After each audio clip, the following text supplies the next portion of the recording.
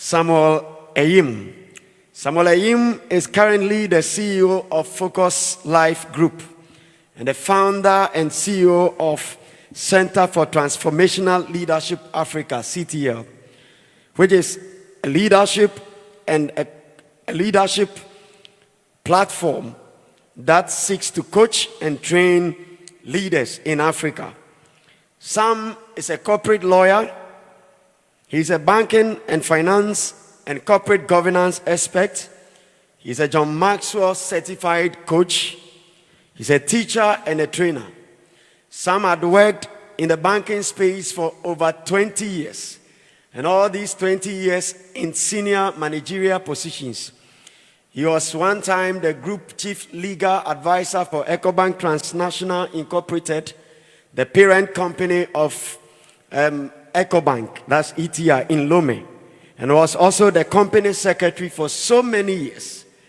Recently, Sam retired at a very tender age, I should say, at 52. He retired from the banking space to come home and to train leaders and to build human capacity. Before Sam joined EcoBank, he also worked as corporate legal advisor for Ghana Stock Exchange and the company secretary. At this moment, we have the privilege to welcome our own brother, Samuel Ayim, to present to us in the next 20 minutes. Asked to talk about the topic, positioning yourself to remain relevant in the changing financial environment. And so I'm going to just mention 4 major points for you. The financial sector, those of us in the sector know the changes that are going on, and financial institutions are fighting for profitability. There is intense competition. As the governor has said, technology is taking over, fintech is taking over. If you look at the way mobile money is going, actually MTN is probably has a biggest deposit than a lot of banks. You know, a lot of transactions done on mobile money. And therefore, customers are spoiled for choice. You know, so if you are in the sector, you really have to work hard. Besides, there are lots of regulations that are also governing, and because of the things that governor said about our own inadequacies and lack of integrity and honesty, the governor and his team has to bring more rules to guide us. Now, all these, together with the fact that, as one of my former bosses would say, banking is a commodity. It's not, you can, fixed deposit is fixed deposit, whether you work in Bank A or Bank B. Transfer is a transfer. It's a commodity business. So what is it that is going to distinguish you? Besides, we also have the world as our space. So you are operating in Ghana, but your competition is out there in Australia. So how do you stay relevant? I suggest what I call the 4 intentionalities to remain relevant. And these would apply also to all professionals in every field. And so, as I discuss them generally, let us understand that wherever you are, these 4 intentionalities are important. In other words, you have to be intentional in 4 areas. Number 1, be intentional in your personal growth, what I call personal leadership. Number 2, be intentional about your professional development, which the governor has spoken quite a bit about it. I call it professional leadership. Number 3, be intentional about adding value to others, which I call servant leadership or service, serving others. And the 4th point is being intentional in legacy leadership or being legacy minded. What do you want to leave behind? So I will briefly discuss these 4 points, and hopefully by the grace of God we would take a few points home. The first one is being intentional about your personal leadership. Now, the first word in the word leadership is leader. To be a leader, it comes from the leader. If leadership is about adding value to others, you cannot add value that you don't have. As a lawyer, you say you can't give what you don't have. Okay? So, how do you give value that you don't have? You can only give value to others when you add value to yourself. A lot of us finish school, graduate with pomp, get a job. Actually, we struggle sometimes 3-4 years, then we get a job, and after that, that's the end of the story. We don't do anything again. We don't improve ourselves. Luke chapter 2, verse 52, the Bible says, and Jesus grew in wisdom, in stature, and in favor with God and with man. Now, that sets out 4 dimensions of growth that every person needs to focus on. The first one is the physical development, your personal, your body, your personal physical growth in stature. You have to take care of your body. Everything you have, ladies and gentlemen, brothers and sisters, your vision, your spirit, your emotions, and everything you have rests within your body. So there is the need for us to take care of our bodies. What we eat, how we work, the rest we need, when we sleep, and so many things. We can talk about this for so many things. A lot of us don't care about our bodies. So you go on for a while and you are blocked on the way, you get sick and you can't do anything anymore. What good is it? The second aspect is intellectual development. You need to grow intellectually, develop your mind, read anything, not just finance. Some professionals will just concentrate on where they are, but read. If you're going to lead people, the human being is so complex, so you want to understand so many other things. Develop your mind. Number 3, emotional intelligence. It used to be that the only measure of intelligence, and today even in our schools, the only measure we measure is the intellectual intelligence. But today we understand that to be a leader and to sustain and be relevant wherever you are, you need to be emotionally intelligent. And that is important. When he said Jesus grew, had favor with man, that is it. Your ability to work with people, your ability to know yourself, know the other, know how they feel, and to relate well, to have empathy with people. And the governor talked about love for one another. It's so important. If you know everything and you can't work with people, you know, I used to have a colleague, we always give him a project, and one-man project. Because if you add another person, there's trouble. Okay? That won't work. Then the third and fourth dimension of growth is your spiritual growth. And as Christians, we need to understand Jesus grew in favor with God. That is spiritual growth. So growing in stature physically, growing intellectually, and growing emotionally, and growing spiritually. Very, very important. We need to be intentional, which means that you don't leave it to chance. What you do daily about your personal growth is absolutely capital. Rome is not built in a day, but it was built daily. Okay? You won't grow one day, but daily. If you want to grow, check what do you do every day. How do you spend your 24 hours that God has given to you? Number 2, area that we need to be intentional is the professional leadership or professional growth. And here I'm not going to talk too much because I think the governor has spent quite a bit of time there. Philippians chapter 4 verse 8 to 9.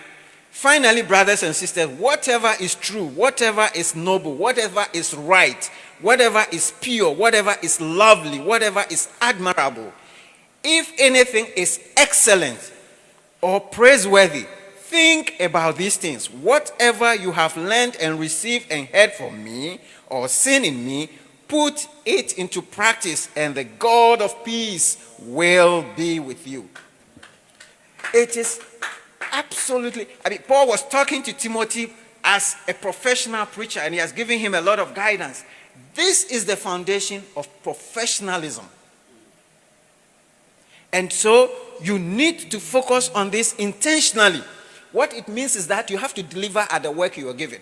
Okay. If you want to be relevant, you have to deliver. Half my former bosses will say, I don't pay you for effort, I pay you for results. Okay? So you come to work, you spend how many hours, and you say, oh, I've been work from whatever. What did you deliver? Deliver on your job. Understand your job, understand your company, understand the industry, understand the trends, understand what is going on if you're going to remain relevant. Otherwise, as the governor said, you'll be left behind. Also, develop additional competencies and certifications. Very important. If you are in the financial sector, whether it's banking, be a certified banker, be a certified chartered accountant, be a certified insurer, be certified. Because one day, that will be relevant. Okay? So, be certified and get additional competencies. The world is global village. When I was in EcoBank, when we started the expansion, we had only 5 countries and wanted to expand. The first wave of expansion was to the Francophone countries. We had good people in Ghana and in Nigeria, but we could not deploy them to the Francophone countries because they couldn't speak French. Okay? Now, there are more Francophone countries in Africa than in Anglophone countries. Sometimes we don't consider that. But when you begin to go in the international level, you realize that you would need some language. So get additional competencies. Move out of your comfort zone. You've done the same thing over and over. You can close your eyes and do your work. It's time to move on. Okay? Move on. Take another challenge and do something else. Okay? And focus on excellence. I won't talk about that anymore. All right? I'll skip a few things, but it is capital that you are intentional how you are developing yourself professionally. Number 3, be intentional about adding value to others. All right? In 2 Timothy chapter 2, verse 2, and the things you have heard me say in the presence of many witnesses, entrust to reliable people who will also be qualified to teach others. In the professional world, if you want to remain relevant, you have to impact to others. You see, a lot of the time, some people think that by hoarding information and being the only one who knows everything, then you'll be indispensable. You're wrong. To be indispensable, you have to impact as many people as possible. Groom and train and develop as many people as possible. You'll be so valuable that they don't want you to go. That is the only way you become indispensable. But if you're the only one who knows the thing and nobody else knows it, you're wasting your time. But adding value to people is the essence of leadership. Relating well with people, encouraging people, impacting on them, developing them. And that's what Paul was saying to Timothy. Develop other people. And let those people develop other people. And by so doing, we are creating a bigger sparse of leaders and knowledge and across. And when you are like that, when you have even retired, they will be inviting you to come back and to train people. So forever, you'll be relevant in the sector. It's absolutely important that you add people. You see, adding value to people, there are 2 types of people, let me say. There are people who subtract value from others, and there are people who add value. I mean, I'm sure you've seen some people. I mean, you have a problem and you go to them, you talk to them, and you feel like you're dead. Okay? By the time they tell you, my uncle had the same sickness. By the time we took him to the hospital, he was dead. So you have this, hey, brother, this one, you're already dead. They have taken all your confidence and all the hope from you. There are others where you are even dying, and you go to them, they talk to you, and by the time you go, you feel like the sickness has disappeared. That is adding value to people. How do people feel when they come close to you as a person? And to do that, you have to be intentional. A lot of the time, people who subtract from people do so unintentionally. They are not even aware that they are subtracting. And in the same vein, 90% of people who add value do it intentionally. So when you wake up and you're going to work every morning, ask yourself, what am I going to do to help somebody else, to add value to somebody else. Very, very important that we add value. When you add value to people, it sets you apart as a leader. Also, people development assures that your growth can be sustained. Because when I was in school, the only way I used to learn is when somebody tells me he doesn't understand a subject. And even if I don't understand, I will say, come tomorrow, I will teach you. And then by the time he comes tomorrow, I've gone research and I will teach. And the more you are teaching, the more you are knowing more. Okay? People development empowers others to fulfill their responsibilities, so that you as the leader, you are also free to do other things. Okay? People development makes you a better leader, and people development provides great personal fulfillment. It's absolutely important. You see, leadership is not how much you empower yourself. Leadership is your ability to empower others. That is what makes you an exceptional leader. And that will set you apart, and forever you'll be relevant. The last point is being intentional about your legacy. Proverbs chapter 13, verse 22. A good man leaves an inheritance to his children, but the sinner's wealth is laid up for the righteous. Psalm 145, verse 4 says, one generation shall commend your work to another and shall declare your mighty acts. My mentor and coach, John C. Maxwell, told us a story of one day in his birthday, somebody gave him a book. And the cover was very nice. And he writes books, so he's so excited to read the book. To his surprise, he opens the book and the pages were empty. So he opens to the end and it was a blank book. Then he opened back to the cover and there was a note there. The title of the book that was given to him at the back was The Most Beautiful Story Ever Told. So that was the title at the back. So the most beautiful story ever told. So he wanted to know that story.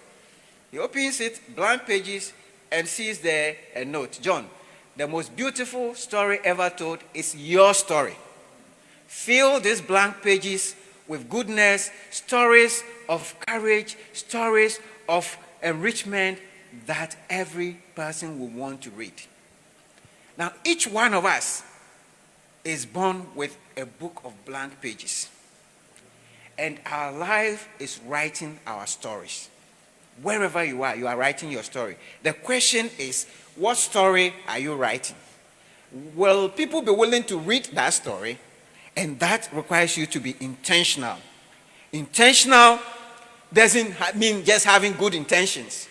Intentional is doing things about what you see and trying to make a change. Being the change that you want. Being the difference that you want to see. Best leaders have to work themselves out so that others can come in.